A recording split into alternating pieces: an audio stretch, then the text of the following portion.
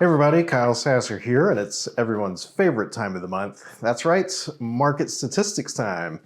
These market statistics are for Hillsborough County for January 2023. If you watched last week, we're kind of fine-tuning things a little bit. We have new market stats reports. Sign up to get those at the link down below. You can also see I'm still kind of figuring out the lighting situation here. These are a lot brighter than they were last month. We'll see how this goes. Last month's video was a little grainy, so still trying to figure this out a little bit, and I really shouldn't probably look directly at these. So still fine-tuning things a little bit here. I do have a new light back in the back here just to try to help separate things out a little bit. So stay tuned, because that's all going to be hopefully rapidly improving. These market statistics are for January 2023. We are self-generating these statistics now and verifying them against the state issue statistics in an effort to have these out as fast as possible. Historically, we would get these out about 30 days after the month end, mainly because the state doesn't put out the official report until the 20th, 21st, 22nd. That's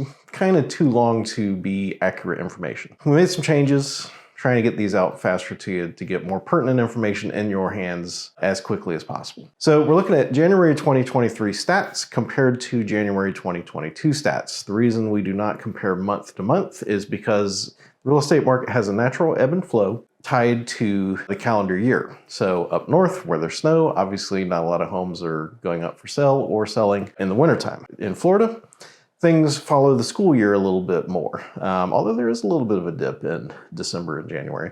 So comparing month to month is not useful because there is a natural low and high point during the year. So we compare year over year to have a general indication of where the market is compared to years previously. Real estate usually doesn't move fast enough for year over year to be too bad of a metric to compare to, of course, with the exception of the last couple years.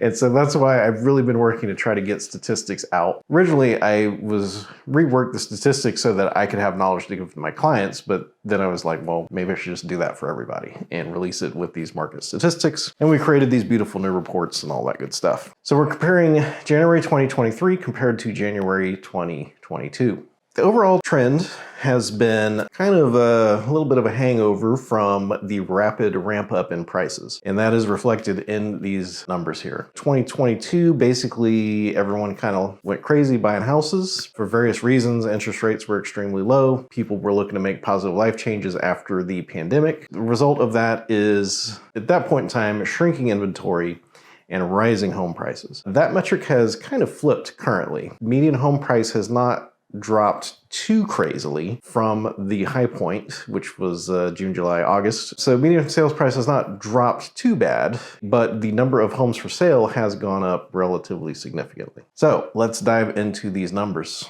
All right, so these numbers are for Hillsborough County. Total number of closed sales is down 26.5%. for a total of 1,032 homes. That's down from 1,404 homes in January 2022. Total number of cash sales, which I don't pay too much attention to, but it is noteworthy because it's down 53.9% from a total of 438 to 202. You might remember that cash offers were given a lot of weight when things were ramping up in price. I didn't have to do it for my clients. I was able to get plenty of conventional loans, VAs, and FHA offers accepted, but it is significant that that number has dropped more than 50%. Median sales price. So this one, I want to kind of hang out here for a second. Average sales price, as you remember, you add up 5 houses, you add up the sales price for 5 houses, you divide it by 5, that gives you the average. That number it moves around a lot if a lot of very expensive homes sell or if there is a big change in inventory. The median sales price is where, let's say that you have 200 homes for sale. The median sales price is the point where there's an equal number of homes for sale more expensive and less expensive. So it gives the true, quote unquote, median point of the current real estate market. So anyway, median sales price is up 5.8% compared to January 2022 at $400,000. Now, the weird thing with median sales price, and I had to quadruple check this, median sales price has held at $400,000 for the last 3 months. That is crazy. And I literally just double checked the numbers again. For stats generation, we do stick to a particular day when we pull these stats just to make sure that we're doing everything extremely similarly across all the months. But November, December, and January all hung out at $400,000. The peak median sales price was $437,750, which was July 2022. And then it steadily went down to the January 2023 number at 400,000. It's crazy that out of 1,032 sales in January 2023, 1,221 sales in December 2022, and November saw, again, 1,200 homes for sale, or 1,200 closed sales. It is crazy that 3 months, 1,200 or 1,000 sales, the median sales price has not moved. And like I said, I double and triple check that. And it's crazy. Stay tuned because there's a lot of hidden stuff going on here with what these metrics are and are not. And there's a lot of news agencies that are trying to run stories that are factually correct, but when looking at the market as a whole, are not telling the whole story or mischaracterizing some things. But let's continue on. Median time to contract, which is the average time that a house takes to go under contract after it is listed for sale, has gone up 262% for a total of 29 days. Median percentage of the original asking price. So what this is the original asking price, the first asking price that ever gets listed. What does it eventually sell for? That is down 5.2% from 100% to 94.8%. This ties into that weakened demand that we've had. Number of new listings is down 8.9%, total of 1,467. That's not as crazy bad as it sounds, because total active inventory is up 161.9% for a total of 2,928 homes. In January 2022, there was only 1,118 homes for sale in Hillsborough County. So that is almost 200% more. Well, it's 161% technically. I mean, I have the stats right here. I should probably just read them. Demand, which is closed sales, demand is down 26.5%. Active inventory is up 161.9%. Total of 2,928. It's nuts. Doom and gloom section, foreclosures and short sales, still not a lot of action in that section. So foreclosures, we had one more foreclosure in January 2023 than we did 2022. Total of 5. And short sales went from 4 short sales to 1. So not a lot of doom and gloom in the mix currently. Now, I do like to look at the price point breakdown because a $1 million house sells with a little bit different time frame than a $200,000 house. The effort and work to sell it is not that much different. The marketing is, the steps in marketing is about the same, but the time frames are quite a bit different because of the difference in the size of the buyer pool. Overall trend for this has been fewer homes under $300,000 or $400,000, with homes sliding up into the higher price categories here. And that's pretty much holding the same. Total number of closed sales is down across all price points except for the $1 million or more, which is up 19.6% for a total of 61 houses. There was nothing that sold under $100,000 in Hillsborough County in January 2023. 100 to 150, there was a total of 8 houses, which was a 61.9% decrease. 150 to 200,000 was a 59.5% decrease, total of 15. 200 to 250 was down 64.3% for a total of 30. 250 to 300,000 was down 40.8%, total of 90, and so on and so forth. The bulk of the closed sales were 300 to 400 and 400 to 600,000. There's 374 in the 300 to 400 range, which is 25.2% fewer homes than year previous. And 400 to 600 had a total of 323 for sale or sold, which was a decrease of 15%. Median time to contract is up across the board. I'm not going to hit most of this too hard, but crazy numbers are fun every now and then.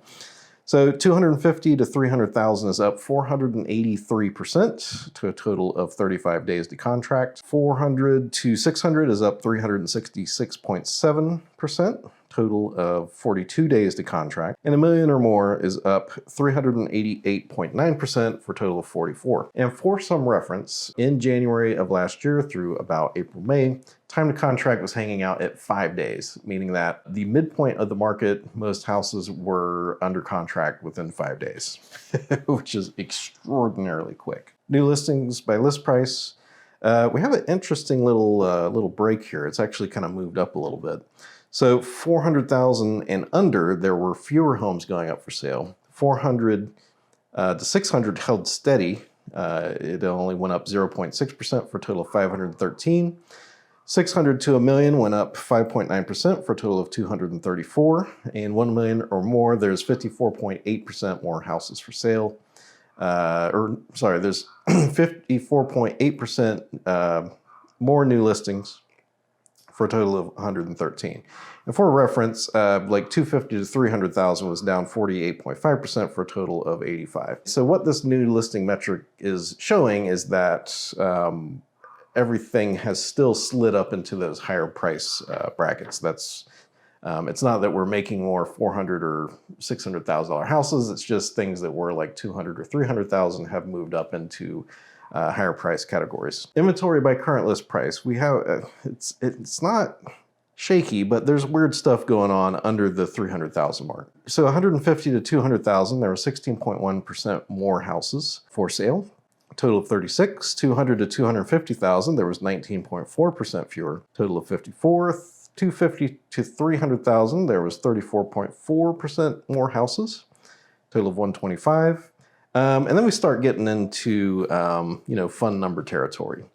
So 300 to 400,000, there was 180% more houses for sale. Total of 790. 400 to 600,000, there was 273.8% more homes for sale. Total of 1,069. 600 to $1 million, total of 502 houses, which was an increase of 204.2%. And $1 million or more was up 97.2% for a total of 349 homes for sale.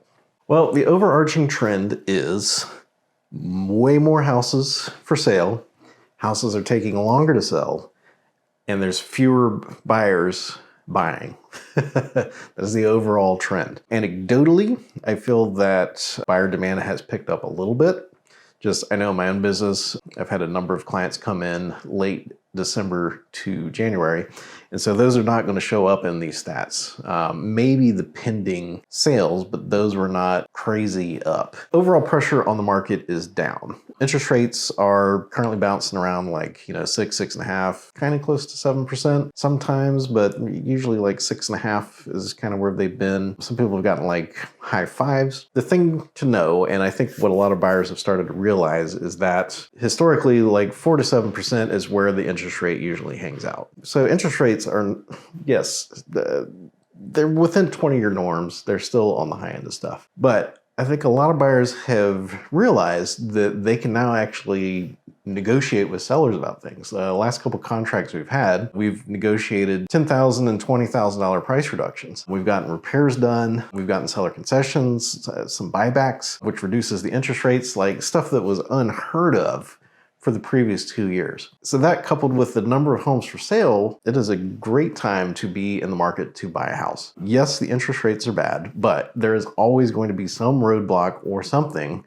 that doesn't make it a perfect time to buy. Case in point, when interest rates were 2.25%, you had to come up with an additional $30,000 to $60,000 to above the asking price to win that house. On the sales side of things, houses are taking longer to sell, but we are still very much in a seller's market territory. And we are still at very, very, very high prices. So if you've been on the fence about selling, you need to sell now, because overall pressure on the market is down. And so it's better to sell coming off the peak rather than wait for that trough, wait for that next trough. Currently, median sales price is back to January, February, March 2022 numbers, depending upon the house and the price point and configuration and stuff like that. So buyers, things are getting better and better and better. It's actually enjoyable submitting offers now, and you never really know what you're going to get, to be honest, as I told my current clients. Overall, pressure on the market is downward trend still. Keep an eye on some metrics.